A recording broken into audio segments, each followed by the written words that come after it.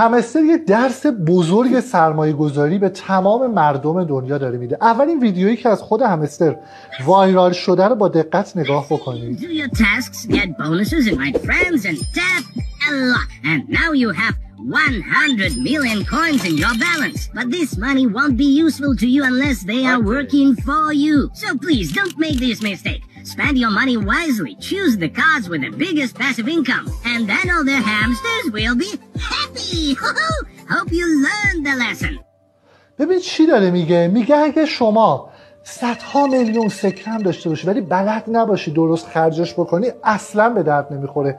درسی که ما تو زندگی خودمون باید بگیریم. ما یه عالمه پول جمع بکنیم ولی بلد نباشیم چی بخریم، کی بخریم، کجا بخریم، پولمون یه زمانی تموم میشه و دیگه ما میمونیم و جیب خالی. یادمون باشه همیشه باید سعی بکنیم که بهترین سرمایه‌گذاری‌ها رو داشته باشیم. توی بازی همستر هم فوت و فنی داره، قلقی داره که سکات رو کجا و کی خرج بکنیم. کلمه خرج رو بنویس توی دایرکت راهنماییت